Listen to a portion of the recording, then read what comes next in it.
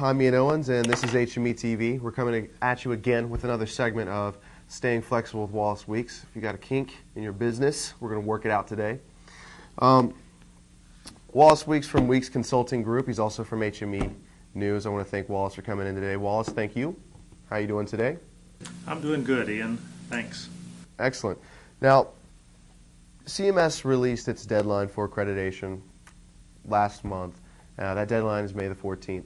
And a lot of companies right now, maybe you yourself, are on the fence as to whether or not you want to go for that accreditation. It all really depends on how closely you're aligned with Medicare now, doesn't it? But we've also seen some companies who are on the fence as to whether or not to gain the accreditation or to sell their company off.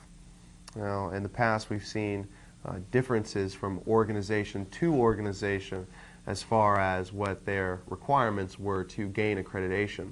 Wallace, you might assume that they would have a similar set of standards, but maybe a lot of companies were used to seeing a variety of standards.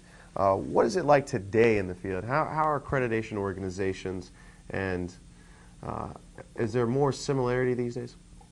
Well, in the past, these organizations have had the latitude to interject into the standards their own ideas about levels of care, levels of service, and but I think that has probably come to an end in reality as a result of the Medicare Modernization Act, in that it requires a uniform set of standards to be adhered to by those accrediting bodies who would have deemed status with Medicare.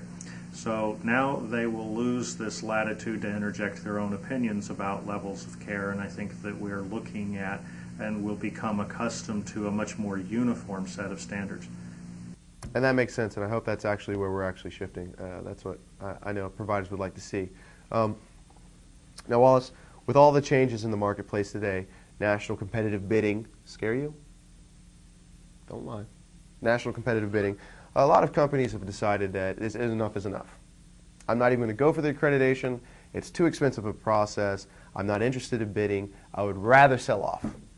And some of them aren't wrong. So, Wallace, before they decide to sell, what are your thoughts as far as the accreditation process being an asset to a company who would like to sell? Does actually being accredited make your company or your business more attractive to potential buyers? Well, going through the act of getting accreditation, what we have seen of companies who are accredited and compared them in their financial performance to other companies who are not accredited over the years, we have seen better financial performance from those companies which are accredited. These standards really help to bring some efficiencies to the companies.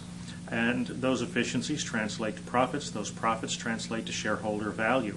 Now, there could be some cases where it may not transfer to as high of a level of shareholder value with some types of sales and with the sales to some types of buyers. But it'll depend upon the way the sale is structured. But given a little bit of time, there will be a pretty handsome return probably on getting a company accredited. Right. Well, it is a very interesting option. I guess gaining that accreditation, if it makes you run more efficiently, then it was worth the time and money and effort spent. Now, Wallace, I want to thank you for your expert advice, as always. This has been Wallace Weeks from Weeks Consulting Group. Thank you for coming in, Wallace. Thank you, Ian. I, of course, am Walter Ian Owens from HME TV, and I will see you next week.